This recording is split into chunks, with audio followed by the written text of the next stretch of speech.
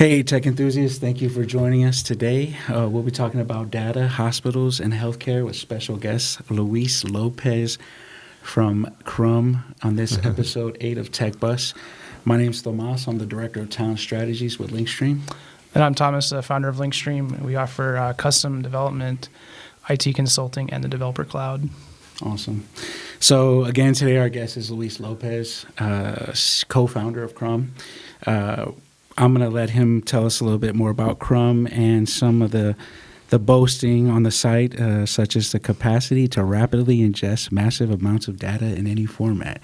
So, Luis, can you kind of dive into Crum? That's the boring part, bro. Yeah. Can you kind of dive into Crum and let us know how it came about? Yeah, man. So I'm the co-founder of Crum. Started the company with my brother in 2013. So we're a little over 3 years old as a company. But yeah, in short, we're building an infrastructure for healthcare, essentially. Okay. That's the short side of it. And what that infrastructure allows us to do is we can build applications on top of the underlying structure that helps us leverage that technology and the ease of accessing information for hospitals. So in its essence, we allow a network of hospitals to access each other's systems together at the same time in real time. And we can automate a lot of the processes that hospitals currently have using algorithms. It's like not super extremely groundbreaking stuff, but in healthcare, and I mean, almost anything out there is groundbreaking. Right. But yeah, so that's what we do. It's pretty simple. We're a data science company at heart, so we try to automate as many workflows or processes that hospitals already have in place and move more towards a data-focused healthcare delivery system. Awesome. So I had two questions right off the bat. Yeah. One, Crum, where did that come from? And then two, why hospitals? What made you jump into that? Did you see an area there that needed improvement? Or? Yeah, the first one's an easy one. So when we started the company, we were called Cardiosis. And the idea behind that one was pretty lame. I was in college. So this is my second startup, and I wanted to get back into startups. I was an analyst at a few financial firms. And I remember being in college, and I was like, man, I need to do a startup again. I can't do this cubicle thing. So I entered a business plan competition, decided to call the company Cardiosis the night before. I think I was actually, and Dr. Easley's going to kill me for publicly admitting to this, but I emailed him because I turned in my application late. I didn't know about the competition. So I was like, yeah, I'll turn it in by tonight. I came up with a name on the fly. And we incorporated the company, started it with that, got into StraightStart with that name. And we noticed that, so our technology initially, when we started, we wanted to focus only on heart disease. Mm-hmm. And then we realized that was not the best strategy, like a week after we started the company. So we were like, sometime we're going to change the name. The name of the change didn't come in until about a year and a half after. And the reason was because we noticed that a lot of hospitals, when we were getting introductions, would not take meetings with us or push them off to 6 months or 7 months because they didn't have an interest in heart disease or whatnot. And so Cardiosis, kind of was misleading. And I was driving around with Danny one day. We were in north of downtown area, and we were driving around, and I was like, we were trying to come up with a name. We wanted something short, and I hated the entire concept of healthcare that it's like something health systems, they didn't want it to be common. And so our naive vision was we wanted to build a company that will be all over the world and will be a household name at some point. And it needs to be something tight, right? And so we were driving around, and I can't remember how the name Crum just came, right? And I'm like, Crum, like cookie crumb, right? Like breadcrumb. And so breadcrumb is a term in data science.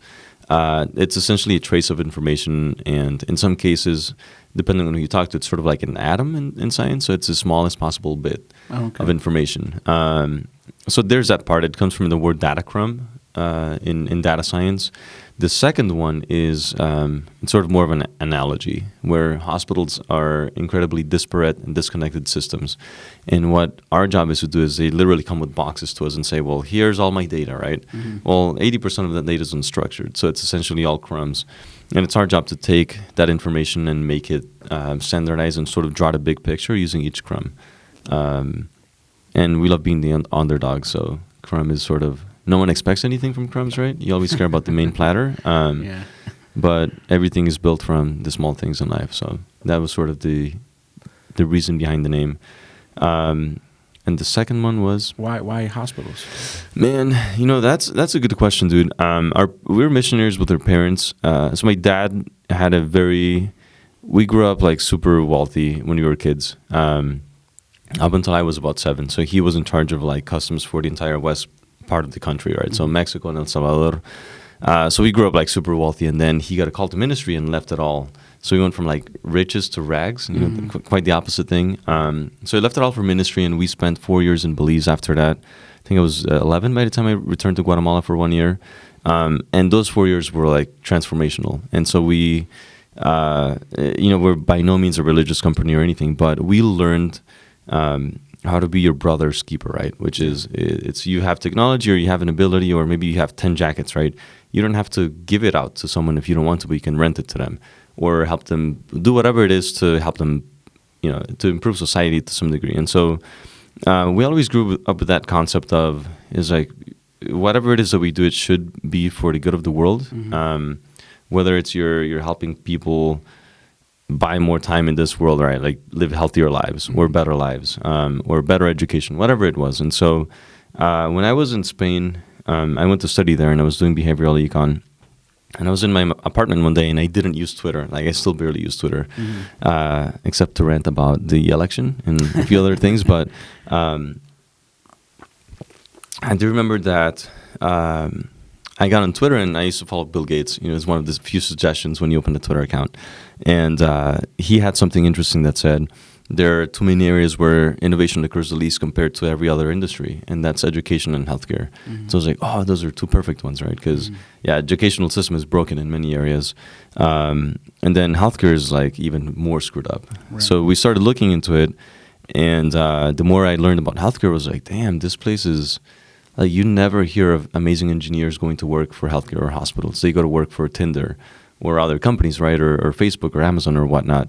And so I was like, well, I think we could go into healthcare using an engineering perspective instead of a caregiver, which I think they're both very complementary, not necessarily exclusive, but the engineering idea or side of healthcare has been missing for a long time. And so I decided to start, we looked into it, and the more we looked into it, we're like, holy crap, there's so much opportunity here. Hell yeah, it's way more difficult than starting any other company in any other industry that we knew of. But as we progressed into it, we were like, holy crap, this is awesome. Like there's so much room for innovation here. And then every report you read out there was like, yeah, healthcare is going to be disrupted and big data and whatnot. Yeah. So healthcare is super behind, and we just saw a big opportunity there.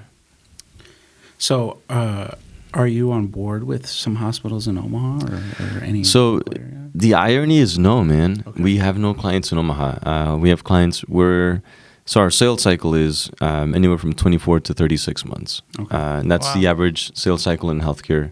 If you have a pilot, if you don't have a pilot and you're lucky or you're dating like the CEO's daughter, it can be shorter. So 18 months is like almost a miracle, a year. So it's typically extremely long. So we're now in 4 regional health systems, Kansas City, Utah, Ohio, and LA. Nice. And so, so 2 of them are in KC. And we're starting to grow now, but it's like, man, that sales cycle is terrible, bro. It's terrible.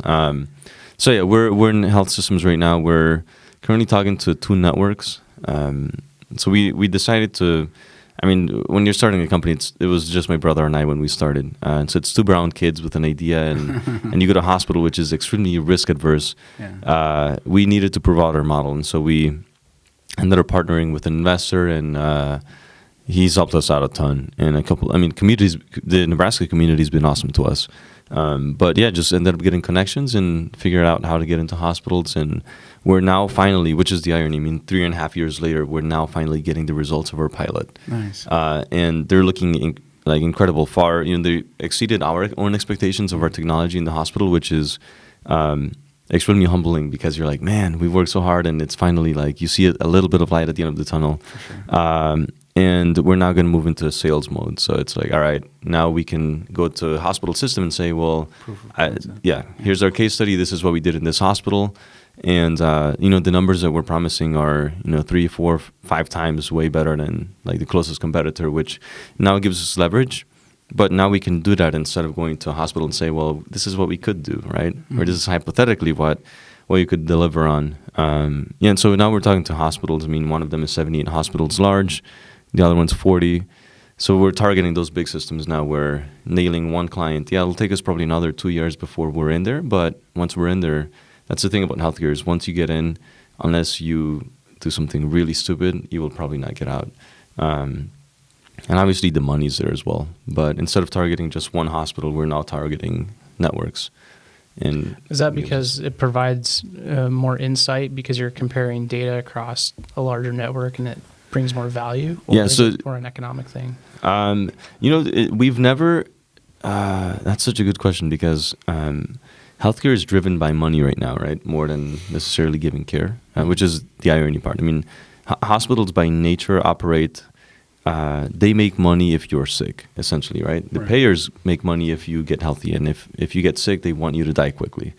So healthcare it's so weird. But to answer your question, we actually knew that was a concept, and so we didn't go after the money itself. We went for providing the value, right? So it goes back to the reason why we started in healthcare is we wanted to build something in an industry where if we are successful, it can translate to saving someone's life. And so the decision to go for the networks is because, yes, so healthcare now is moving more towards a distributed model and decentralized, meaning that instead of having having, for example, here in Omaha, just UNMC, you now have UNMC who's now partnering up with like 10 or 15 hospitals because they can't compete against the CHIs of the world, which are the large networks. And the reason is because not only do they have negotiation, so if a technology or a service wants to go into the hospital, it's a lot cheaper for them to buy it for an entire group because they can negotiate. And so it's easier for them to negotiate with us and say, look, we'll get you into 50 hospitals if you charge us $1 versus, you going and trying to get all of these each, instead of charging $5 for 3 hospitals, right? So it's a lot more beneficial. So there is economic sense to it, meaning, economies of scale. But the other part of it is there's value in the data. For sure. So this is kind of maybe a little more deep dive question, but you were talking about comparing patterns across multiple hospitals and potentially networks. Is this like all at that point like de-identified data where you're not necessarily exposing PHI and all the things that are entailed with that, but is it more about finding the patterns? So we're a decision support system. Our focus so far has been on the clinical side, so it's been mostly on-prem, right? So we'll be at a children's hospital, for example, and they're using our application to identify patients who've missed immunizations, right? So it's been more of a decision support daily activity. We haven't moved towards all right, let's look at the coverage rate for immunizations across these 5 different hospitals in this network. That is of interest to them. That's more at the network level, which we don't have a client there yet. The guys that we're talking to right now, they are interested in that. So they want to say, well, how can we implement best practices across all of these different hospitals in our network? At that point, it becomes de-identified. And the reason is actually not even technological, it's political. Yeah. So even hospitals within the same network, unless they're part of the same organization that has a centralized governmental body, I guess, for example, like CHI has a sort of a similar one where they went ahead and purchased a bunch of systems, and they bought Allegiant here. So they purchased these health systems, and then the technology that you have in one at the main center, they try to keep it linear across every system. They are interested in that. So they want to be able to compare and say, well, let's identify our best doctors. Let's identify how can we save money in this area, how readmission rates are one of them. So yes, there is interest in that sense. However, we have not done any of that work. But as we move forward, that's our platform. We are actually building population management reports. So hospitals can compare, example, if you do run an initiative or a pilot with another organization, we can look at the patient health, the full medical records, and identify patterns and see if there has been a decrease in comparison across 2 or 3 systems. So we can do that, but we haven't done it yet, just because it's our sales cycle. So help me understand. Is it almost like a productized service what you guys do? So you have these products and these tools that help you accelerate that, but I also imagine there's a lot of somewhat hand-holding and getting their data structures massaged into your system and maybe doing some custom implementation, or is it more trying to focus on the product solely? I don't know. That probably No, that's actually a really good question, man. I'm a fan of product. I can't remember who it was that said, um, you're not a product company. Here's if you're a consultant, if you go to bed or you go to vacations and you're not making money while you're gone, you're not a product company, right? And so I'm a huge fan of a product company for a couple of reasons.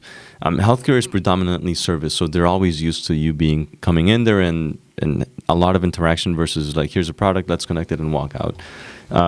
So yes, because our main technology, and we don't sell middleware to hospitals, even though that's what we are. So we're infrastructure, but we don't sell that to hospitals because no one cares.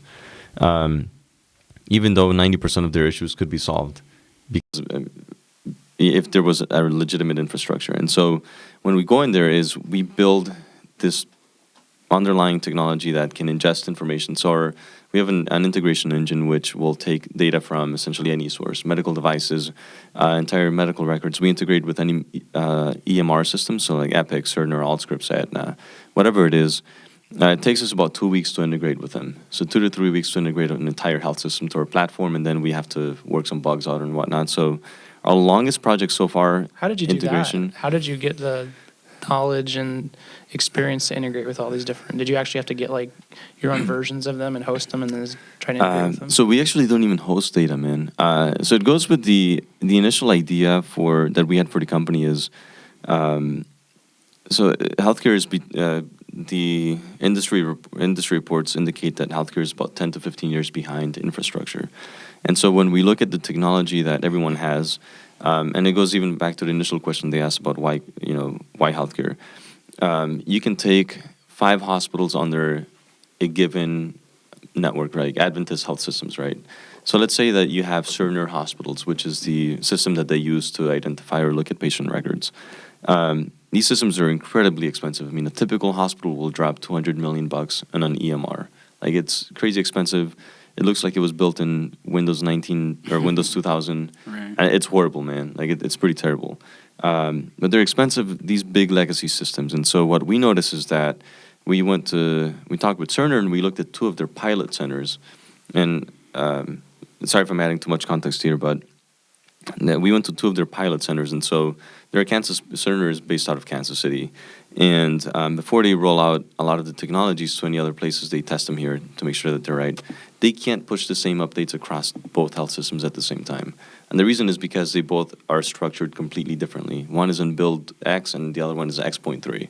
And so when we went to that, we were like, holy crap, there's no real quick way to integrate with hospitals at once. So we have to either get really fast and really damn good and streamlined at connecting to these systems, or we need to develop a technology that can help us with that. And so there's always a customization component to it. We always have to customize the adapters. And so the way our technology is built is, let's say this is our platform and this is the medical data that's being served. So you have medical devices here, the medical record system, and then you have like 5 or 6 other different apps, claims or information being fed from the insurance provider. The way that we build it is, excuse me. Just so you know, that's the record button for the camera. Dude. So okay, I will not. let's say this is your platform. Whoops. There we go. It's bigger, right? Yeah. So it's got more buttons. Yeah, let's say this is our technology. The way healthcare is used to now is they will typically want you to send all of the information into one centralized data source. And so once it's in one big data warehouse, then they want us to come in and plug into it. Well, that's good for like 1 or 2 or 3 hospitals. It is not a scalable model for 50 hospitals. And so when we started the company, we said, well, this is not sustainable in the long term. It's inefficient. It's incredibly dangerous. It's very risky, and it's very expensive. And so what we decided to do is let's build a platform and then connect to each one of these using these small bridges. And so in the middle of the bridge, we have a translator that will structure whatever information is coming into a form that our system can understand it. Nice. And so once it's on here, it's fully structured. And let's say now you have that for one hospital. Well, let's say you have it for 50 or 60 or 70 different hospitals. If we're connected to each one of these, then we can connect information from our system to our system in another one because it's already structured. Nice. If that makes any sense. So it's a lot of grunt work and it's a lot of customization. I mean, these bridges, it takes us 45 days to be fully integrated right now. That's always not going to be the case. In some cases, I'm sure it'll take us a little longer. The industry standard is like a year and a half. So it's still a lot faster, but And correct me if I'm wrong, but is your system not basically, but is a structured data warehouse for hospitals? Like you can take all these different systems and put it into a data warehouse, and then you have some kind of visualization tool on top of that? correct. Yeah. So then the other part of the platform is, so we're not a warehouse ourselves because we Okay. don't do mining or anything. The information that we read is coming directly from us. We do not store it anywhere else. So the only thing that we store in our platform is we do store some PHI, but it's not. We don't store the full medical records.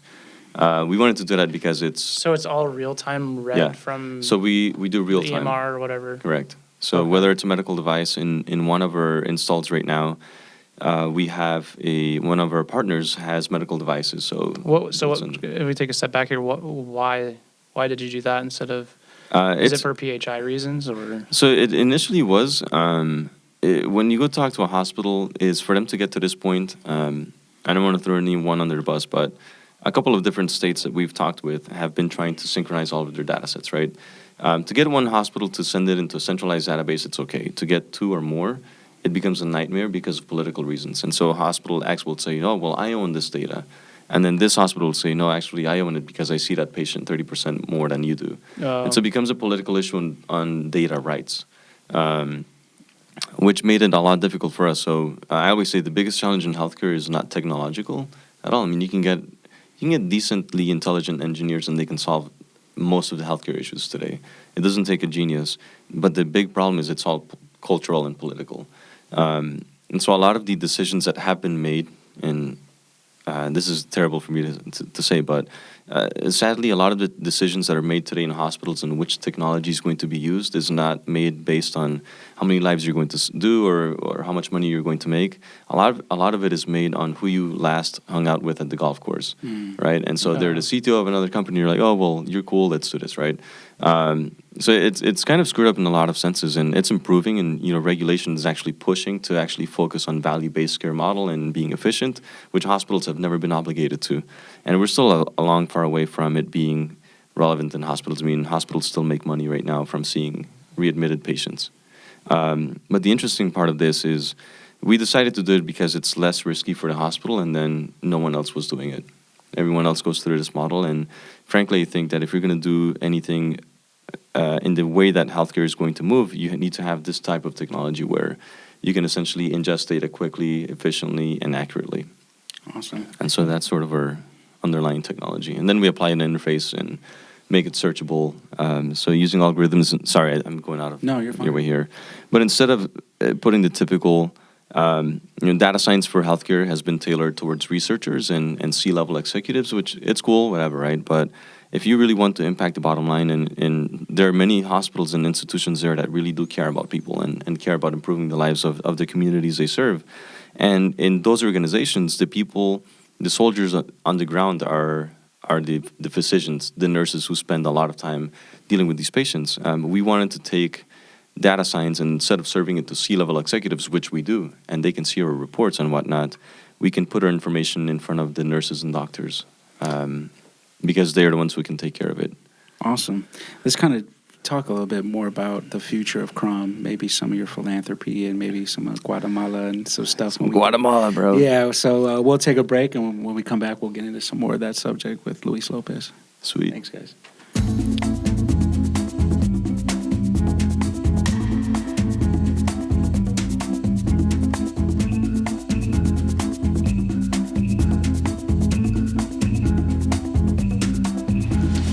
Takes.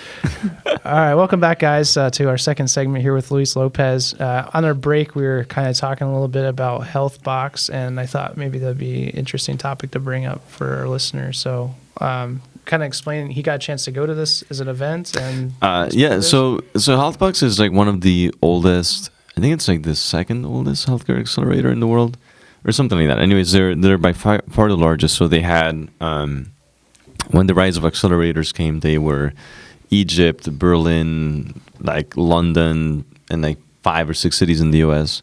And it was essentially an accelerator for startups in the healthcare space. And yeah, we decided we took this trip with Erica from the Omaha Startup Collaborative. She has this thing called the Roadshow, OSC Roadshow, a road trip, something like that. And basically took 5 of us founders that had companies that were in a position where we could raise capital, and went to Chicago and put us in front of a ton of investors that were Series A investors. And the intent of that was just to bring awareness, right? So we ended up showing up, and I can't remember who it was like, yeah, man, I'm going to introduce you to these guys at Healthbox. You should look into it. And I'm like, all right, cool. So I get back, and their website didn't have much information, but had tons of healthcare companies. And I was like, damn, these guys are big, and like 80% of their companies have like have raised significant capital. They've done over like 300 pilots with their portfolio companies, and so it seemed like pretty good. So I applied for it, and I applied for 2 cities, and the Chicago one was the one we wanted to go to. And so we get a call back from that one, and they're like, yeah, you're going to interview, and here are the people that are going to be interviewing you. And so we looked into who it was, and it's like Intermountain Healthcare, which is they're huge organizations, some of the biggest medical device companies in the world. And so I'm having the call, and it's a virtual presentation, right? Because I didn't go to Chicago. So I open up my laptop, and I'm showing them my screen. And I always love showing a certain demo, right? Which is the live platform. However, my little brother, Danny, decides that it's a good idea to push code while I'm doing the live demo in front of these guys. And so he pushes code, and I'm like, yeah, well, this is like everything's going smoothly. And I had 20 minutes, right? It was the one interview, and I had 20 minutes to pretty much wow these guys, because they're the ones who select the companies that get in. Right. Because ultimately they want to pilot with us. And so, I'm showing them, and we get to the cool part. I'm like, this is the best part. This is what everyone loves. Bam, freaking 504 error, right? There's like error connecting to the database, and this is live, and I'm like, what the crap, right? So I, freaking open up Spotlight and open up a video version of it. Like, it was terrible, man. So while this is going on, we have scooters that we use on the floor all the time, right? Because it's marble floors at OSC. And so my brother comes out just chilling. He knew I had a demo. He didn't know I was doing the demo at 1 p.m. And so I see him in the hallway, and I'm like freaking out, right? I'm like, what the hell are you doing, bro? Like, this thing is giving me an error. And so it goes back, but we have a PIN that we have to enter for security reasons. We have to enter a PIN, and I didn't know the number. So I see my brother, and this is all glass windows. He's in a freaking scooter outside, chilling. He stops to talk to someone, and I'm like about to break the glass, right? While I'm talking with these guys. And so he goes like, he finally notices, and he goes like, oh crap, like, you're doing the demo right now. So he runs into the room and gets a PIN, and he didn't even come into the room. He just put it on the window. Because he knew. Yeah, he knew it. He knew it. He knew. And so, man, I was like, yeah, we just screwed up every possible chance we could have had. Yeah. And it was terrible, man. So I ended the call, and I was like, yeah, when you're like, yeah, we just screwed up like big time. And so walking there, and I was pissed. I was like, what the hell were you doing, right? Only time I've ever gotten mad at my brother at the company. I'm like, dude, we just like jacked up the chances of like getting to Healthbox. And he goes like, man, I didn't know, dude. Like, our calendars aren't synchronized because we're editing some stuff. And I was like, dude, this sucks, man. And so I just went and sat down, and it was quiet the rest of the day. And like 3 days later, we get a call back, and they're like, hey, congratulations, guys. They loved the demo. And I was like, what the hell, man? So we ended up going there, and that was awesome, dude. I was sharing that we were super frustrated with the sales cycle, because we're like, man, like, what are we doing wrong? Because all of our startup counterparts are, 1 month, 2 month sales cycles max, and then they're making tons of sales. And then you get to Crum, and it's like, yeah, we have had 4 sales in the last like 3 years. Right, and so I'm like, are we doing something wrong? And I know we're enterprise, but like, what the hell? So we ended up getting into it, and man, it was all about sales. Like, it's no longer an accelerator. Now they have this thing called Studios, which is they take the best in breed healthcare companies, and they take you through a week-long program, and you become part of their cohort. So for any needs that we have, we can call them up and make introductions and whatnot. So it was awesome. It was an incredible experience.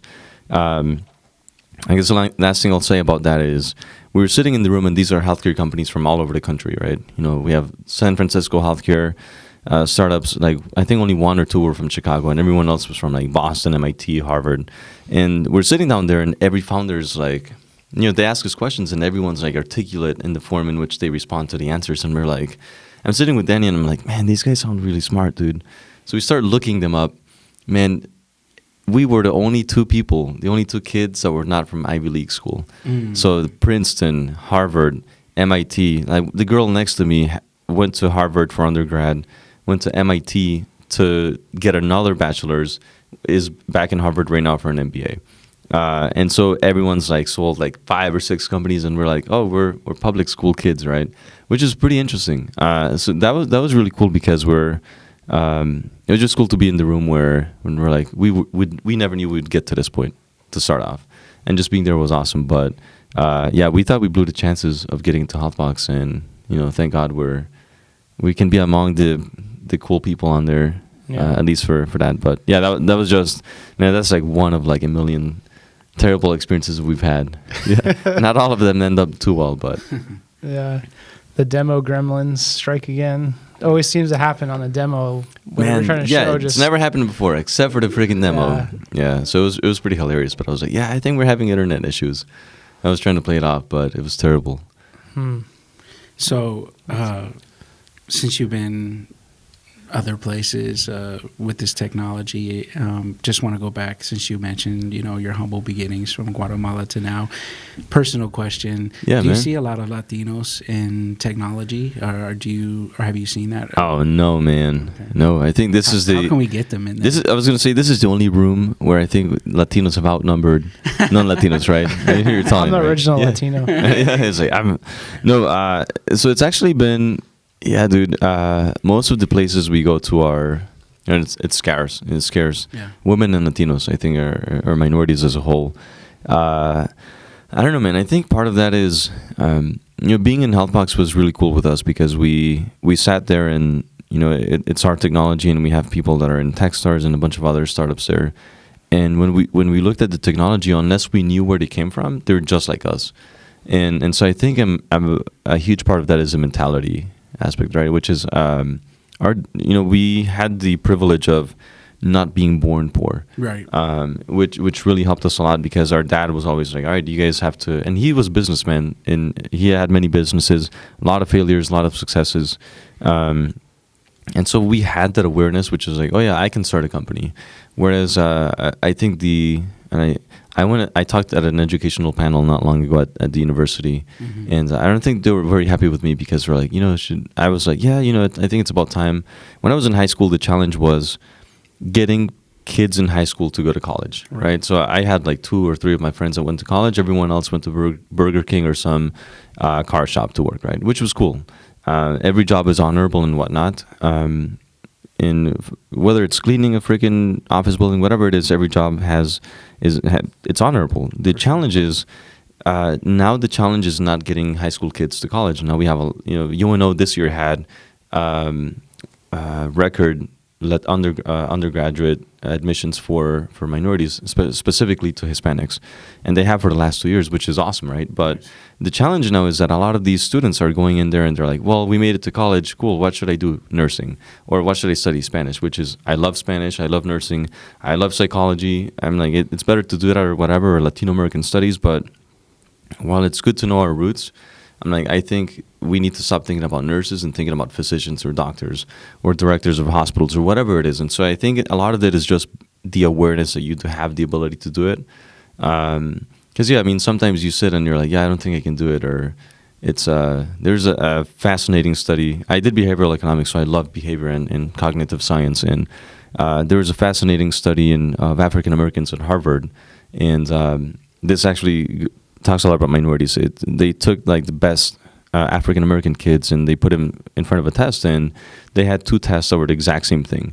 And so they separated into 2 groups, and the only difference in the tests, and these are questions that they have already answered to some degree in their admissions requirements or in some standardized format. They had all seen this information, and they took a group of students, and in the first one is you put your name and then you start answering the questions. And the second one, you put your name, your race, and then you start answering your questions. And the fascinating part is that on the one where you had to identify your race, people walked out. So you had some Harvard kids that were in Harvard that say, you know what, I don't deserve to be here. Clicked and just turned the paper in and actually performed substantially worse in the standardized test compared to all of the counterparts. And so a lot of that is, it's not about the ability or aptitude, it's the mentality, right? And I think that's the challenge with minorities, and specifically Latinos, is you don't push your kids. I mean, my friends' parents never pushed their kids. They were like, hey, go to school. You know, if they felt sick or didn't want to go to class, yeah, stay at home. And if you do go to college, yeah, just get whatever. All you need is a degree. And I'm like, no, you should push for something harder. But do you right? think some of that came from your upbringing where, you know, you said you were in that room with all those people from MIT and Harvard, and they got into these Ivy League schools, so they sort of had the confidence in themselves that, hey, we can actually go out and start a healthcare company, software healthcare company. Yeah, because my mom did it or something, right? Yeah, or my mom did it, or I'm educated, or I have some kind of pedigree.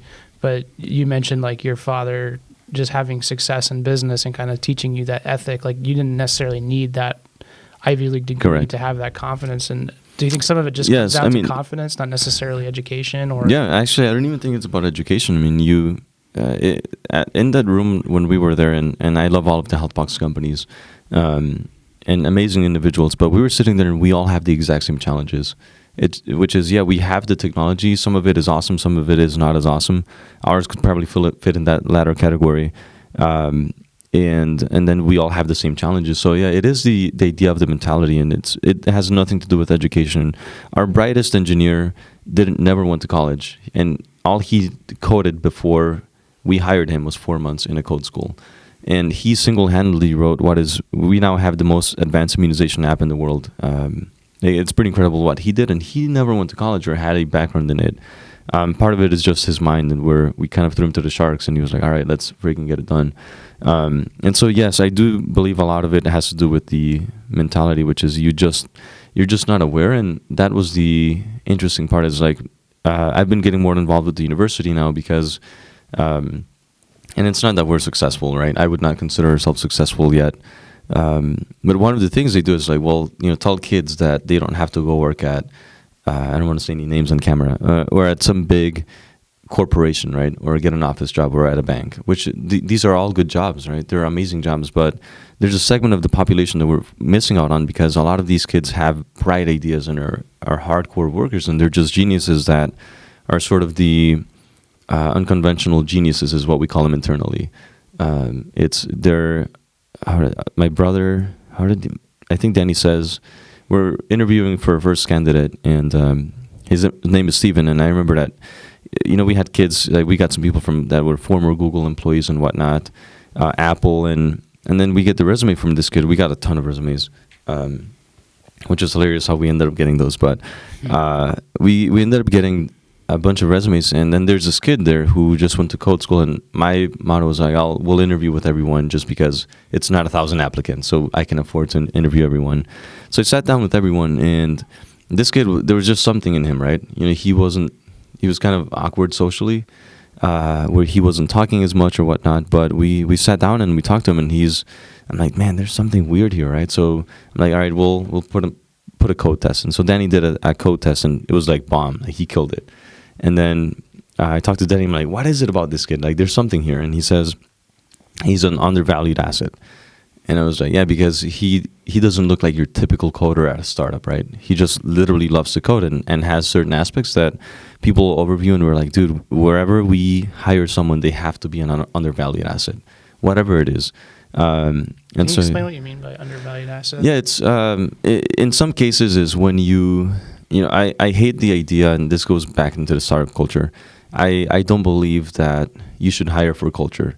And this is counterintuitive to the startup world, right? Because everyone's like, yes, we need to have these culture initiatives or the startup because this is what you need to succeed. And I'll explain undervalued asset going into this context. I think that to build successful companies, there are two ways you can go, right? So one is the product way, and the other one is the culture way. So when you don't have a good product or a product that people are, one of them is more of a mission-based company, right? It's your freaking Elon Musk, right? They want to send people to Mars, right? You work there because you want to freaking alter and change the human race. Amazon, you work there because you have good benefits, right? At the end of the day, it's a cool company, and they're also doing stuff with rocket science, but like Google's one of them as well. They do pretty cool stuff, but a lot of other startups that are out there, I frankly believe that about 95% of, or 95 to 98% of startups that exist today add zero value to society. All they do is they're vitamins, right? They're not pills. And vitamins are cool. They're awesome if you have discretionary income, but if you can't afford a vitamin anymore, you're not going to do it. But if you freaking have AIDS, and this is a typical example, and you need a pill, you're going to get that pill no matter what, because your life depends on it. And I think companies should be built like that, not to abuse the accessibility or the dependency on that specific pill of other people, but build companies that can hook people on, right? And there are books that are written on this stuff all the time. And I think when companies are built, you can either go to Mission Way, which is, right, we are a company that has a product that can change or alter some form of really awesome thing. Those are hard to build. The easy ones to build are like, oh, we have a cool company culture, right? And then everyone wants to go work there because they have benefits or because they have all of these perks. Right. And the reality is that when people focus on the perks, you need a certain type of person that goes into these companies. And so these are typically the overachievers at X organization. They've done these 20 million things. But the underachievers underrepresented, undervalued assets are the ones where, all right, ask anyone at these companies, if they were to not receive a paycheck for 6 months, would they still work there? If their best friends at the company were to not work there anymore for 6 months, would they still come to work every single day with the exact same enthusiasm? And most of them would say no. They're like, nope, because X reason or not, right? And so the undervalued assets are the ones that are going to go through the grind with you no matter what, even if the money's not there all the time. And these are people that have just this quality of like hustlers, man. They're legitimate hustlers. And when you hustle, dude, you do whatever it takes to make it happen. You don't do what's nice to make it happen. And so it's ethically, obviously. And so when we interviewed him, like he comes from a background where his dad is he works in the cinematography industry, and he had to work with long night hours. He had to set up, the scenes and a bunch of stuff. So he knew what it was like to say, all right, well, hey man, someone's got to clean the bathroom right now, right? If you can't do that because you feel entitled that you have a degree or that you deserve or that you're an engineer or whatever, then you probably should not work with us. And it's not saying that people clean bathrooms at us, right? We have, thankfully, we have people that do that for us. But it's just you got to do the grunt work and check your ego at the door. And I think those are the undervalued assets. It's people who do that without putting a price on their head. If that makes any sense. Yeah, yeah. For sure. Kind of switching from business. I saw your philanthropy work. Man. So I was excited, number one, because I don't see a lot of companies that that's important to them enough to put it on their website. But the other part is I saw you work with Boys and Girls Club. And so I used to work with at-risk teenagers at the South Omaha Boys Club for Paco Fuentes. Yeah. So what do you guys do? Yeah. What do you guys do? Yeah, man. So we did one of our very first projects with them. We worked with a few other organizations as well. Typically nonprofits, people that could not afford our software, right? So going back to our software is, if you have data of any sort, give it to us. We'll try to make sense of it. And the project with them was very interesting. They're just like any organization, wanted to know why it is that if you have 10 kids, right, 10 Latinos or 10 African-American kids or Asians or poor white kids, whatever the case may be, if you put them through a program, why is it that it's only effective on 2 or 3 of them? Like, why are we missing about them? Now, when you move this to a large scale, it ties back to an ROI. So which programs should they be focusing on to talk to these kids? And so we asked for a lot of data, man. We took grades, we took participation in different events. We wanted to know who they lived with, right? Which we found some interesting data sets on there. There was almost no difference between a child in performance and in civic involvement, and even educational performance or academic performance, There was not much of a difference between someone who lives with one biological parent, so you were raised by a single mom or dad, versus someone who was raised with both parents. But if you're a kid in foster home, there's a ridiculously high impact. For sure. And then on those kids, which programs were effective on them, right? And it was just fascinating to look at the data. So we did stuff like that. We were like, well, give us 3 answers that you guys have.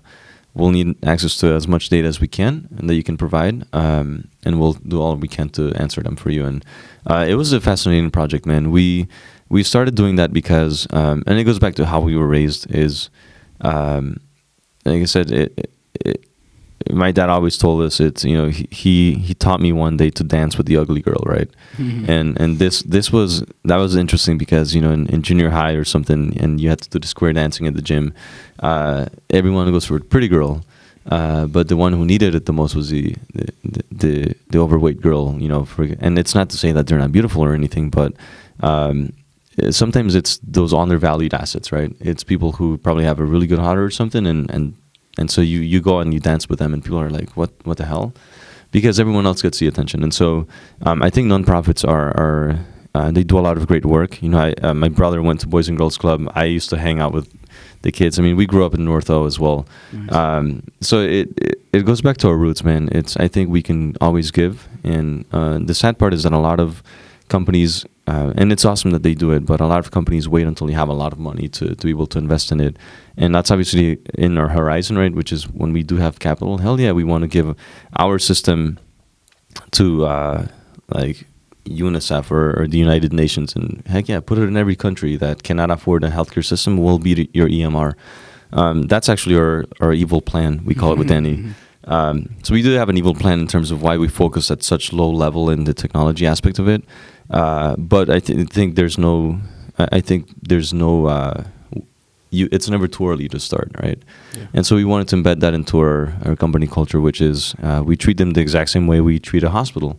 Yeah. Is if we treat the hospital, hell yeah, these are people that work long hours, and hospital errors account for the third leading cause of death in the U.S., and most people don't know that. That's crazy. And so it's like, hey, these are people that live in extremely frustrating and stressful environments, and how can we use our technology to help them, relieve them from that stress, and do what they do best and what they wanted to do, which is they wanted to get in there because most doctors and physicians get in there, and nurses, because they want to help people, and so we wanted to sort of aid and help in the technological aspect of that. Nice. So yeah, philanthropy, man. It's always good to give back. It's best to give than to receive, always. We actually don't even talk, and I'm going over my time here probably, but when we go to hospitals, we never even talk about money, man. Which is the thing is, the first thing we tell them is like, all right, look, here's why we started the company. Don't worry about the money. We'll figure out how to make it fit into the budget, right? Let us know how we can help. Like, what are the things that you're really struggling with that you've been working for 4 years and you can't do it? Like, can you give us 6 months to prove it? And so we try to take that attitude as well, which is, all right, let's not worry about the money. And, they said passion is the one thing you would do for free the rest of your life because you freaking love it, right? Sure. But you do it so damn well that people are willing to pay you for it. Mm-hmm. And so we take that approach in building a company, which is treating our clients the same way, which is, all right, what do you need help with right now? Money for us is the afterthought in most cases. And that means that, hell yeah, we go through a little more struggle than we can, but when it's payday, it pays off, right? Because then people are like, holy crap, this company actually cares about our people. Sure. So that to us is the biggest reward. Yeah. Right? But awesome. Yeah, I don't know if that made any sense, man. No, that's great stuff. Yeah. I think we're kind of coming to an end here, so we'll wrap up. If there's any, can you usually let our guests share links or websites or Twitter accounts, whatever, that people can get in touch with you, find out more about what you're doing. So, and we'll put it in the show notes as well. So yeah, so I'm on Twitter ranting about political stuff. No, not as much. It's at Luigi Tone. So Luigi is in Mario and Luigi, and then Tone. I'm Guatemalan, so our main export. One of our main exports in Guatemala is coffee. That's what we produce the most. So if anyone wants to get coffee, I'm always open for a pour over.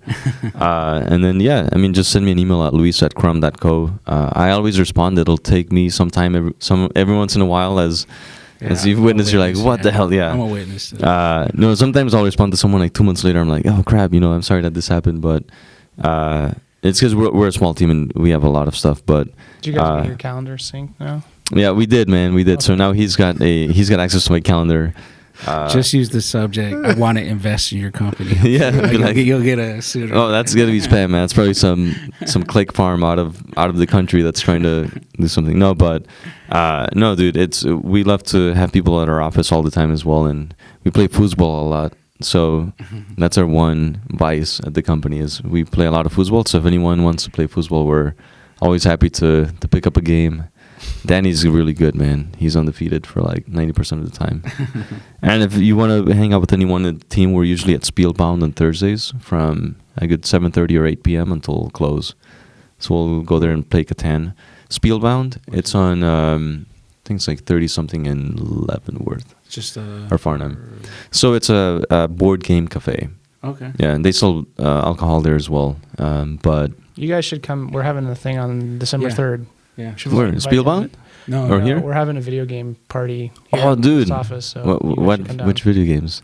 We got a bunch. He's Yeah, throwing a yeah, party, yeah, so yeah. he'll give you the Bro, details. dude, let us know, man. Bro, you will get an Yeah. invite for I'm it. like Monday. we do COD any day, or we've been doing Smash Bros a lot. Yes. Yeah, dude. There's nothing like Smash Bros, man. Look out for it Monday. You'll get the invite. All right, dude. Yeah, I would love to, man. Always happy to talk to anyone and yeah, just to help change the world, man. Awesome, man. Proud of you. Thank you guys, man. All right. Well, thanks Appreciate for it. being on dude. the show, Luis, and have a good day. Thank you guys for having me, tuning in. man. Cheers.